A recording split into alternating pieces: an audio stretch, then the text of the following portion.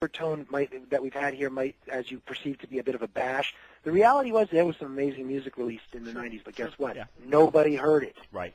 Well, you get the effect of what Mike said, I think, where it's just, the little bands, and when I say little bands, don't, just little in their, maybe their reach.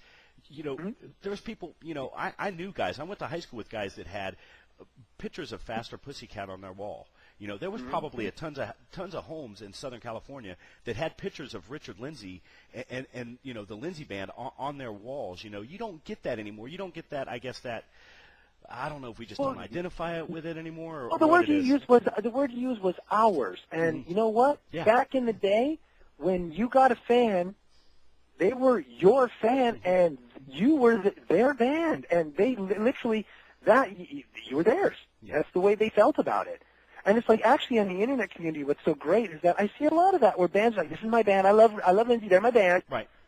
And it's very reminiscent. It's like, I almost feel on the internet and with a lot of the people I talk to and deal with, is that they are hearkening and they're wanting what we were a part of, which was just a different era, a different time, and it's a time that's never going to come back. It's not. Right. It's just not going to happen. And it's like, it's too bad because you guys got cheated. Yeah, they did, and it's just, you kind of, with music, I know, certainly you kind of put it with whatever you were doing at the, I mean, it's just something that brings something back, even like a smell or a taste or something. Well, music, like, to my ears is like that, and I'm not a musician, I'm just a fan.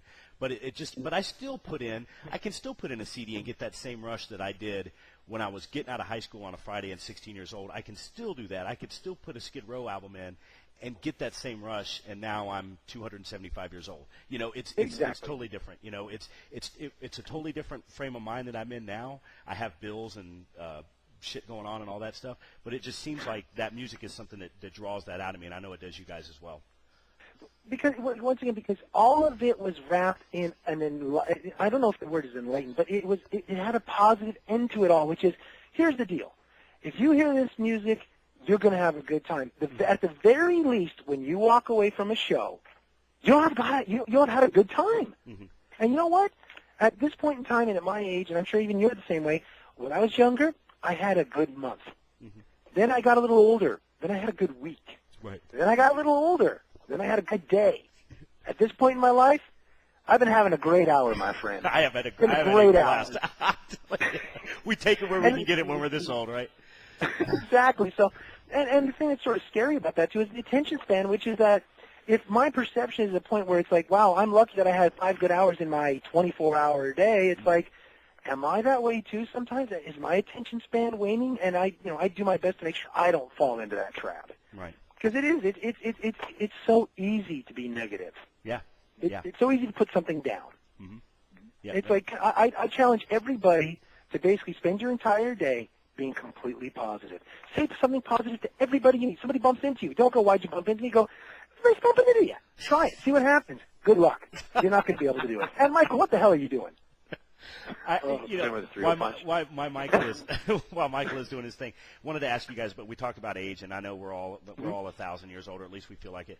But obviously, staying on the positive note, when I hear things like Master of Puppets has been out 25 years, or Appetite for Destruction's been out 25 years, guess what, guys?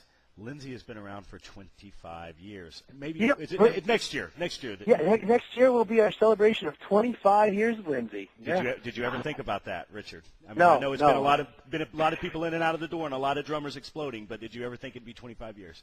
Strangely enough, even though it is 25 years, I mean, I know it sounds cliche in that, but I do really buy into the belief that you're as old as you feel, and I'm not talking about your knees. Right. I'm just as far as it's like, I really feel like when I grab my guitar, I'm 17. It feels great. I'm inspired by things.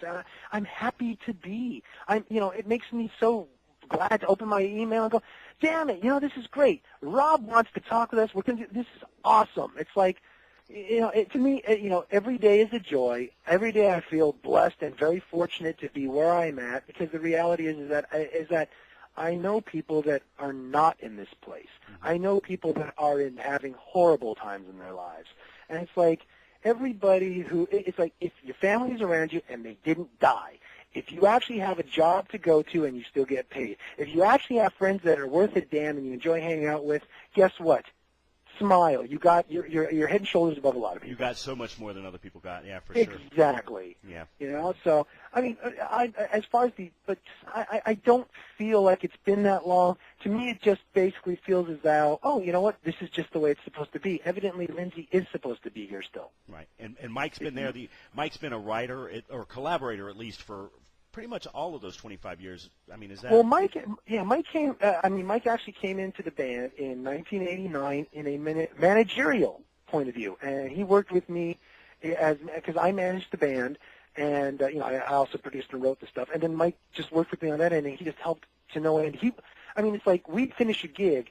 Mike, I, and Bill are out back hustling to get everything packed up from the show. And everybody else has disappeared. I mean, it's like we always were working. It was always just work. Yeah, whether it was the advertising, whether it was shopping to the labels, setting up gigs, all of that, everything from manager down to roadie to light man to, incidentally, it was not me running the fog machine at the Troubadour that day. Sure it wasn't. The fog machine. Hey, we're going to try to get this in front of as many ears as we can, so you guys borrowed that fog machine, okay? We'll just put it like that.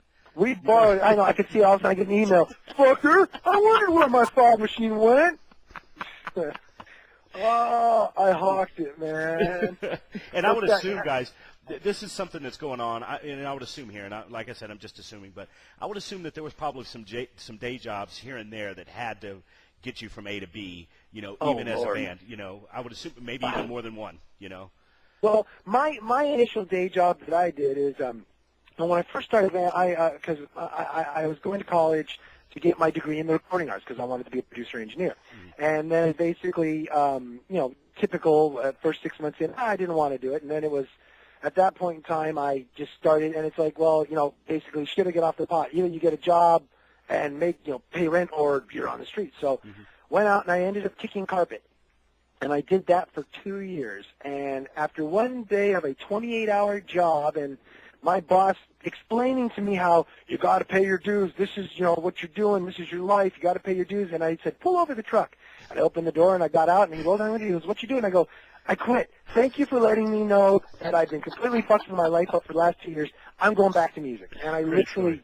Great story. And I just went back and I started doing it all again. Yeah. But even as a band, towards the end there, what we ended up doing for income is we became a cover band.